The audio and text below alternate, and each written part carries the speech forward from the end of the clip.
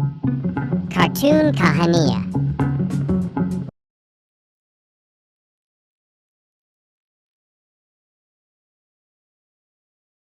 ऐसा लगा अंत में बताइएगा जरूर।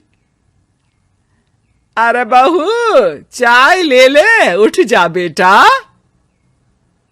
अरे मम्मी रहने देती ना, मैं उठ तो रही थी। अरे कोई बात नहीं, खाने में क्या बनाना है वो बता दे। देख लो माँ, कुछ भी जो ये कहे बना लेते हैं। बेटा, मैंने तो जो सब्जी थी वो काट दी है, तू बस रोटियां बना लेना। ये हर रोज सुबह का सीन था ममता के ससुराल का। एक दिन पड़ोसन कहती है, अरे बहन जी, सारा दिन काम करती रहती हो, थकती नहीं क्या आप? बहू क्या करती रहती है सारा दिन? अरे वो भी कुछ ना कुछ करती ही रहती होगी। अब इतनी भी बूढ़ी तो नहीं हूं मैं जो बैठ जाऊं कि सामने काम पड़ा है और मैं बैठ ही रहूं।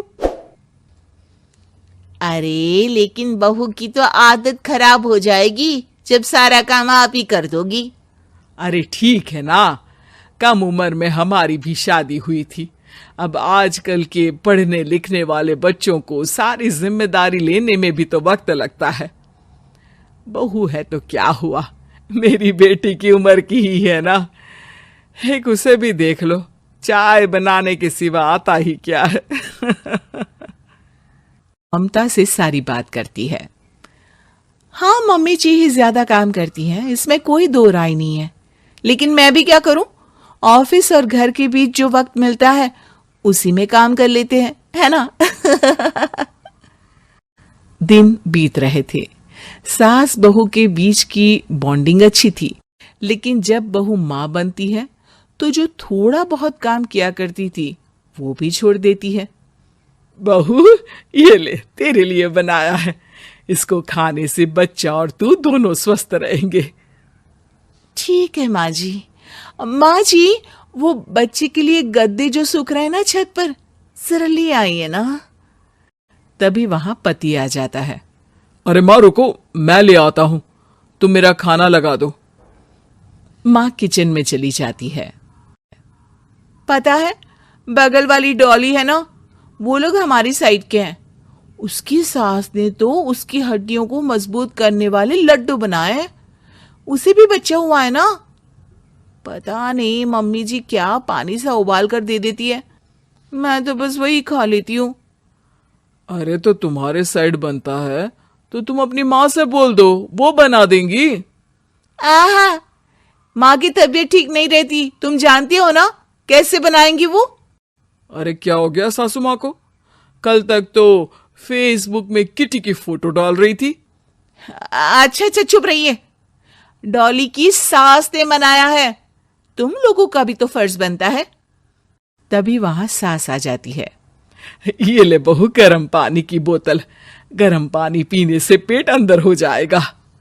नहीं नहीं माँ जी, गर्म पानी पीने से प्यास नहीं बुझती। अरे पी लेना बेटा। वो बगल वाली डॉली को तो जानती है ना, जो तुम लोगों के साइड की है। तेरे साथ ही उसका भी बच्चा हुआ था। बेचारे का कोई ख्याल रखने वाला नहीं, सारा काम करती है और रात में बस एक लड्डू खाकर सो जाती है। पेट तो लटक ही गया है और बच्चा तो कितना कमजोर सा है उसका। अच्छा माँ, क्या बात है, डॉली की ये हाल है? क्यों मैडम, क्या कहना है आपका? अब पता है मुझे, किसी के पास मेरी सास की तरह सास थोड़ी ना है। नहीं नहीं बेटा, ऐसा नहीं है, मेरे लिए तो तुम सभी मेरे बच्चे जैसे ही हो। ममता को समझ में नहीं आता कि वो सास में कैसे कोई बुराई निकाले, क्योंकि हर कोई उससे उसकी सास की तारीफ ही किया करता था। एक रोज ममता के घर उसकी ननद आती है। अरे भाभी, मुन्नी को तो 6 महीने हो गए, आप अभी भी बेड पर हो। आ गई आप? कैसी हैं बुआ, बच्चा होने के 6 महीने बाद आई हैं आप? भाभी, अमेरिका दूर है ना, तो वक्त लग जाता है। अब इनकी छुट्टी अभी थी तो सभी आ गए। वैसे माँ कहाँ है? थकी हारी सास बेटी को देखकर खुश हो जाती है। माँ, इस बार तेरा वीजा तैयार है, मेरे साथ चलने को तैयार रहना। हाँ हाँ बेटा, मैं तैयार हूँ। अरे ऐसे कैसे माँ? मैं कैसे मैनेज करूंगी? कैसे मतलब? जैसे मैंने किया अमेरिका में, आप इंडिया में कर लेना।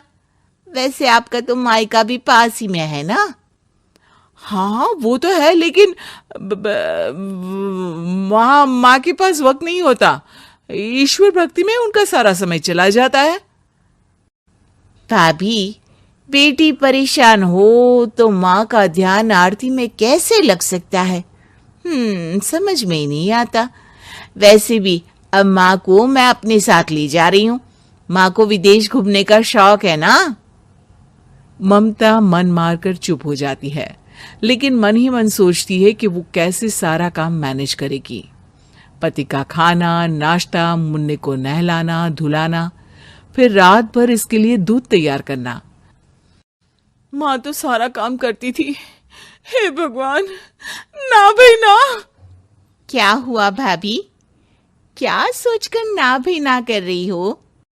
अरे कुछ नहीं, बस बच्चे के बाद से ही कमजोरी ज्यादा हो गई है ना, तो अचानक से बड़बड़ाने लगती हूँ मैं। अगले दिन ममता अपनी माँ को फोन करती है। राधे राधे। माँ, मैं क्या करूं? मेरी सास तो अमेरिका जा रही है बेटी के पास। अब घर का सारा काम, बच्चा, सब कैसे मैनेज करूंगी? तू आ जाना माँ कुछ महीनों के लिए मेरे पास। अरे ना ना ममता, मेरे बस की बात नहीं है काम धाम। अरे तू तो जानती है ना, मैंने तो तेरे भाई की शादी भी गरीब गांव की लड़की से इसीलिए ही की थी कि वो चुपचाप घर का सारा काम करे। वैसे भी अब तो आदत भी नहीं रही मेरी काम करने की। ममता को माँ पर बहुत गुस्सा आता है। ठीक है माँ, देख लूंगी मैं, लेकिन मेरी मुसीबत के वक्त आप मेरा साथ नहीं दे रही है, अब भूल जाना मुझे। ममता गुस्से में आकर फोन रख देती है और रोने लगती है, लेकिन बेचारी करे भी तो क्या।